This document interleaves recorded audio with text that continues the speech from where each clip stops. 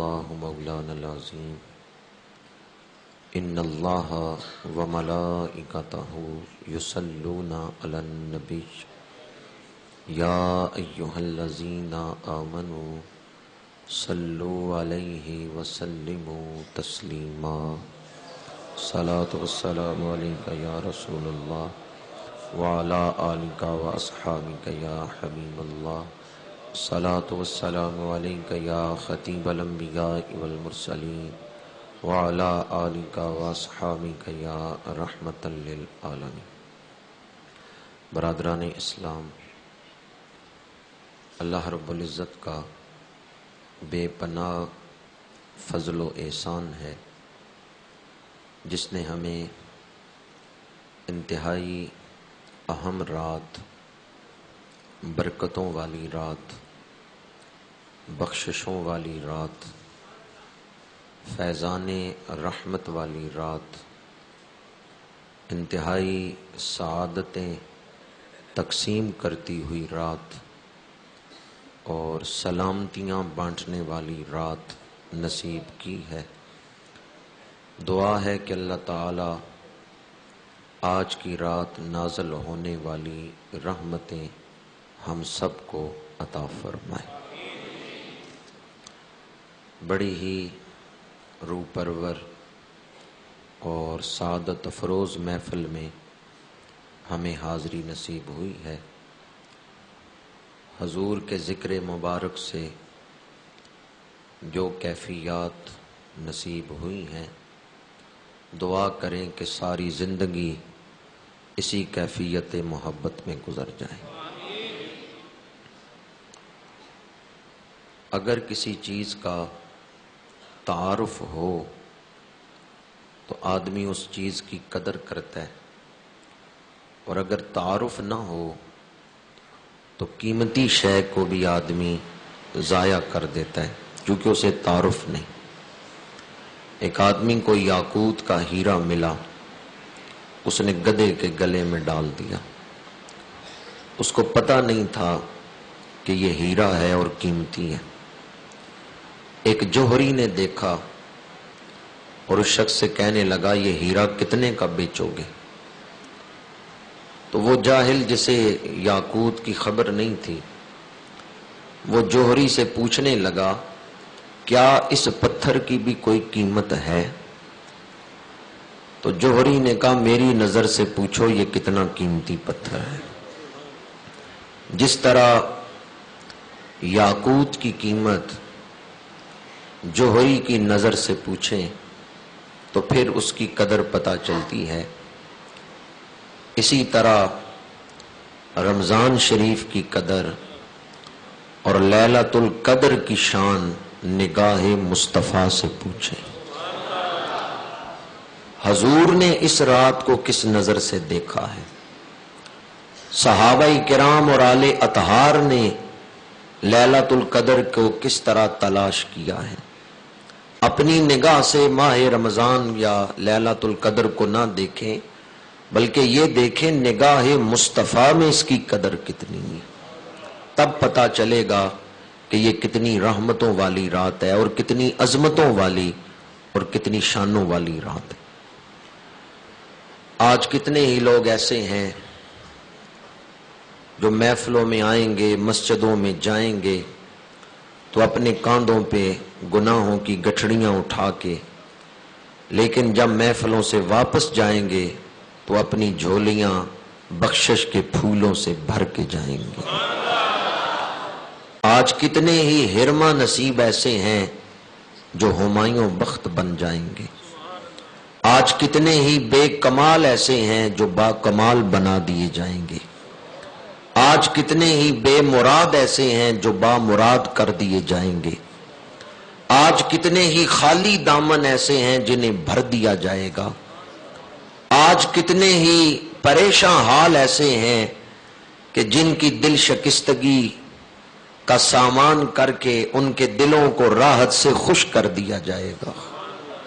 آج کی رات دعاؤں کی قبولیت اور آج کی رات رحمتیں اور سعادتیں سمیٹنے کی رات ہے۔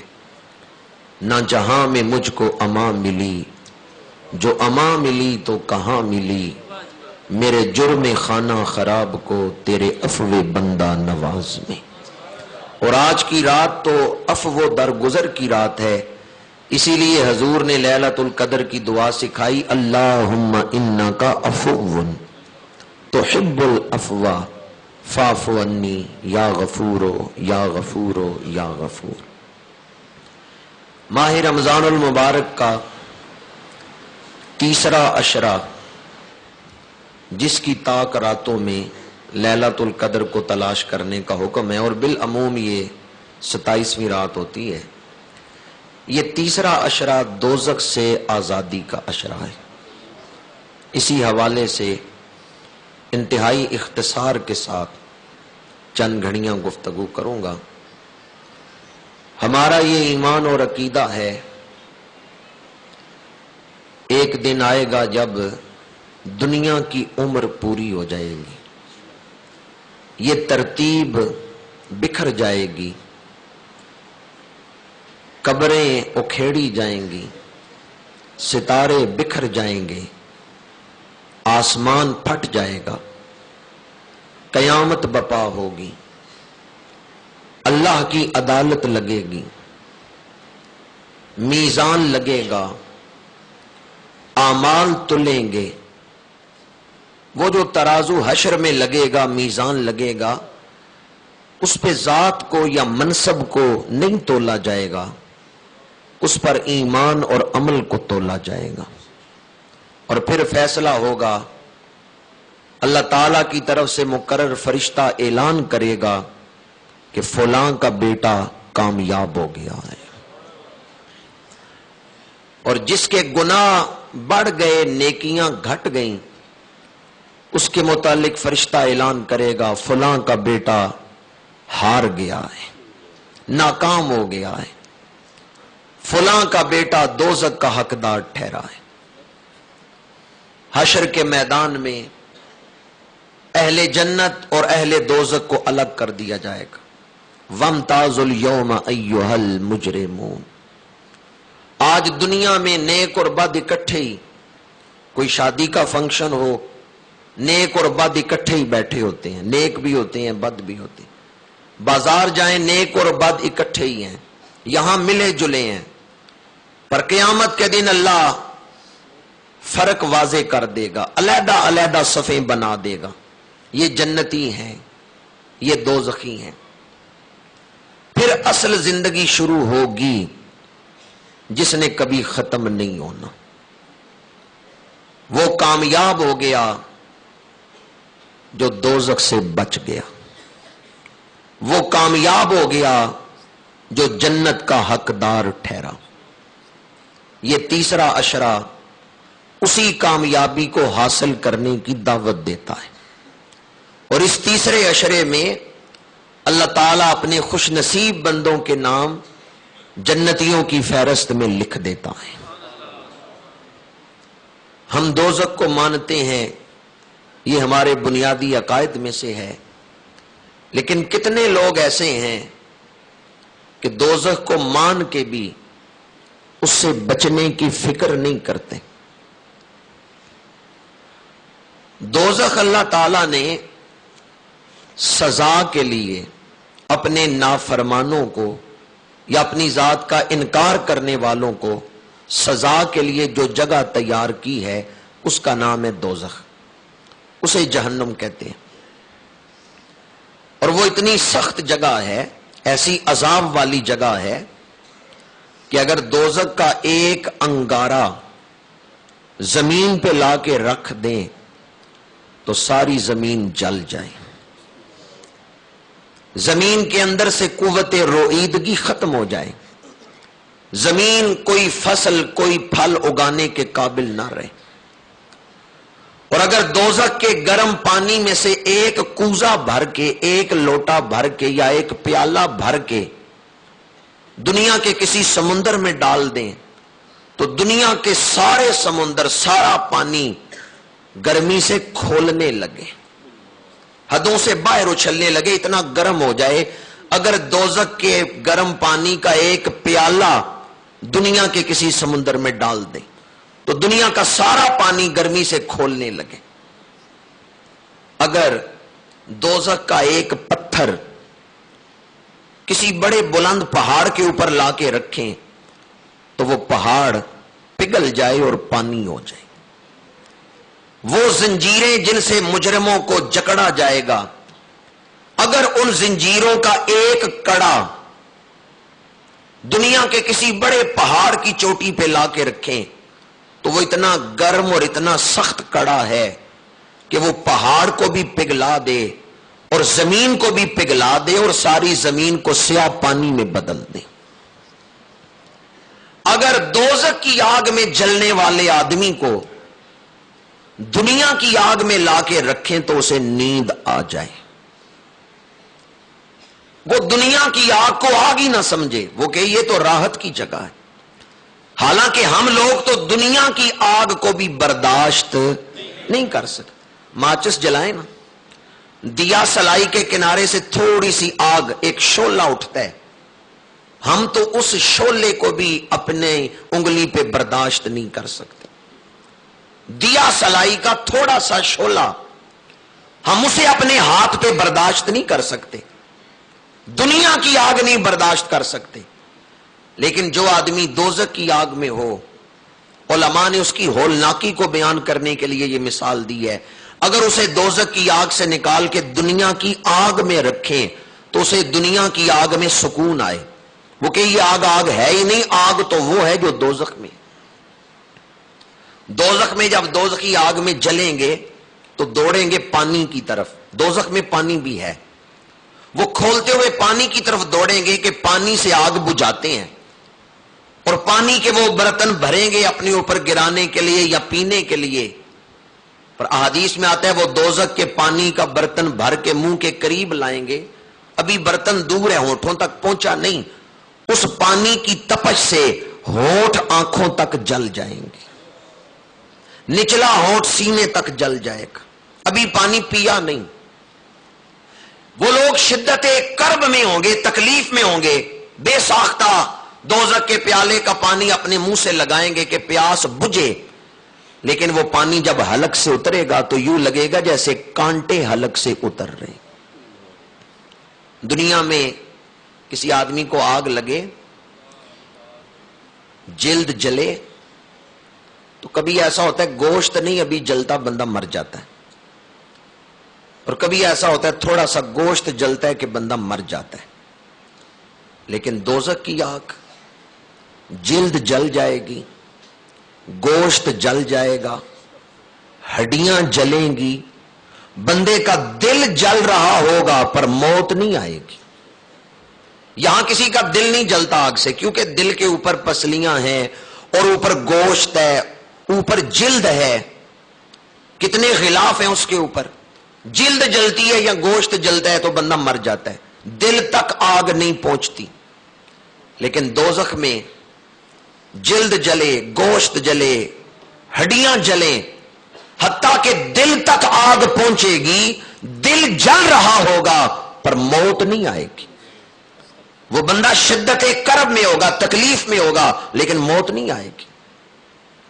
اور بعض ایسے بد نصیب بھی ہوں گے جنہیں دوزخ کے تابوتوں میں رکھ کے، جیسے ہمارے ہاں تابوت ہوتے ہیں جس میں میت رکھتے ہیں، اس طرح وہاں بھی صندوق ہوں گے.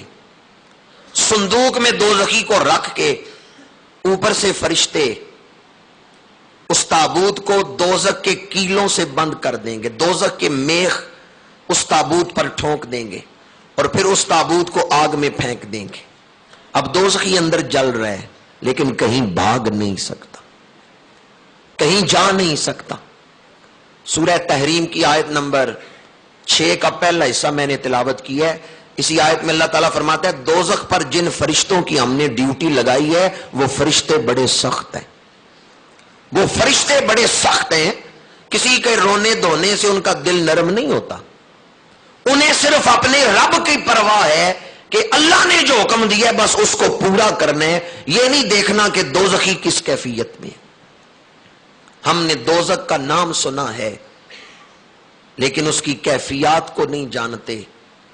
جبریل امین نے اللہ کی بارگاہ میں عرض کیا، مولا جس نے دوزخ کا ذکر سن لیا یا جسے پتا چل گیا کہ اللہ نے سزا کے لیے دوزخ بھی بنا رکھا ہے، وہ یقیناً اپنے آپ کو دوزخ سے بچائے گا۔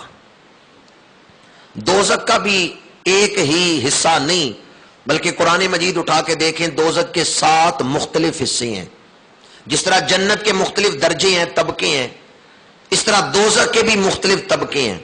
ایک ہے جہنم، دوسرا ہے ہوتاما، تیسرا ہے لظا، چوتھا ہے سعیر، پانچواں ہے سقر، چھٹا ہے جہیم اور ساتواں ہے ہاویہ۔ ان سب کے نام قرآن مجید میں ہے، فَأُمُّهُ هَاوِيَةٌ إِنَّ الْفُجَّارَ لَفِي جَحِيمٍ۔ یہ سارے نام قرآن سے ہیں۔ مَا سَلَكَكُمْ فِي سَقَرَ، میں نے جو آپ کے سامنے ذکر کیا وہ اوپر والے درجے جہنم کا ذکر کیا۔ جہنم کے نیچے ہے ہوتاما، ہوتاما کے نیچے ہے لظا، لظا کے نیچے جو درجہ ہے وہ ہے سعیر، سعیر کے نیچے درجہ ہے سقر، سقر کے آگے جو چھٹا درجہ ہے وہ ہے جہیم، اور جہیم کے آگے جو 7واں سب سے نچلا درجہ ہے وہ ہے ہاویہ۔ اس کے اندر اللہ تعالیٰ منافقوں کو رکھے گا۔ منافقوں کو سب سے سخت عذاب ہوگا جو ہاویہ میں ہوگا۔ ہاویہ کے اوپر جہیم، جہیم کے اوپر سقر، سقر کے اوپر سعیر، سعیر کے اوپر لظا، لظا کے اوپر ہوتاما۔ ہوتاما کا ذکر ہے یہ جو لوگ دولت میں مشغول رہتے ہیں، ویل لکل ہمزۃ لمزہ الذی جمع مالا وعددا یحسب ان مالہ اخلدا کلا لینبذن فی الحطامہ۔ دوزخ کو اس میں آگ کو، وہ جو دولت سے محبت کرتے تھے ان کی دولت کو آگ میں ڈالا جائے گا، اور دولت سے محبت کرنے والوں کو ہوتاما میں ڈالا جائے گا۔ ہوتاما سے اوپر ہے جہنم۔ اگر اوپر والا درجہ اتنا شدید عذاب رکھتا ہے تو نچلے درجوں کی کیفیت کیا ہوگی؟ میں آپ کو احادیث سنا رہا ہوں، قرآن مجید کی آیات سنا رہا ہوں، اور یہ دین کے شعبوں میں سے ایک شعبہ ہے انذار۔ جہاں حضور نے نیکیوں پر بشارتیں دی ہیں وہاں حضور نے گناہوں پر سزائیں بھی سنائی۔ اگر یہ عمل کرو گے تو پھر یہ سزا بھی ملے گی۔ امام الانبیاء صلی اللہ علیہ وآلہ وسلم نے اعمال، برے اعمال پر سزائیں بھی بیان فرمائی۔ حضور نے فرمایا جو دوزخ میں سانپ ہے، اگر وہ کسی دوزخی کو ایک ڈنگ مارے تو 40 سال تک اس کا درد محسوس ہوتا رہے گا، اور سانپ اونٹ جتنے اونچے ہوں گے، اور فرمایا جو دوزخی بچھو ہیں وہ خچر جتنے بڑے ہوں گے، اور دوزخی بچھو اگر کسی کو ڈنگ مار لے تو 40 سال تک اس کی اذیت محسوس ہوتی رہے گی۔ اب میں دوزخ کی وہ کیفیات نہیں آپ کے سامنے بیان کرنا چاہتا کہ وقت اتنی وسعت نہیں رکھتا، اس حوالے سے صرف ایک روایت بیان کر رہا ہوں۔ اگر وہ روایت آپ سمجھ لیں تو گفتگو کا مقصد پورا ہو جاتا ہے۔ فیصلہ ہو گیا یہ جنتی ہیں، یہ دوزخی ہیں، اللہ نے ان کو ممتاز کر دیا، الگ کر دیا۔ اب اللہ جنتیوں سے پوچھے گا کتنا عرصہ دنیا میں رہے ہو؟ وہ عرض کریں گے یا اللہ تھوڑا عرصہ رہے ہیں، 1 دن یا آدھا دن۔ حالانکہ دنیا میں کسی نے 70 سال، کسی نے 80 سال، کسی نے 1000 سال بھی عمر گزاری ہوگی، پر اللہ پوچھے گا کتنا عرصہ دنیا میں رہے ہو؟ وہ کہیں گے یا اللہ تھوڑا عرصہ رہے ہیں، 1 دن یا آدھا دن۔ اللہ فرمائے گا تم نے کتنے نفع والا سودا کیا ہے کہ تھوڑی عمر میرے حکموں کے مطابق گزار کے اب ہمیشہ ہمیشہ کی جنت کے حقدار بن گئے ہو۔ جاؤ اب ہمیشہ خوش رہو گے، جاؤ اب ہمیشہ راحت میں رہو گے۔ تم نے تھوڑا عرصہ اپنے نفس کو راضی نہیں کیا، میری رضا کے مطابق زندگی گزاری ہے، اب میں تم پہ راضی ہو گیا ہوں، جاؤ مقام انعام جنت میں داخل ہو جاؤ۔ 27ویں رات جاگنے والوں ذرا دل کے کانوں سے حدیث سننا۔ حضور نے فرمایا موت اس وقت ختم ہو چکی ہوگی، ورنہ جنتی اتنے خوش ہوں گے کہ خوشی سے ہی مر جاتے۔ جب اللہ فرمائے گا نا میں تم سے راضی ہو گیا ہوں تو جنت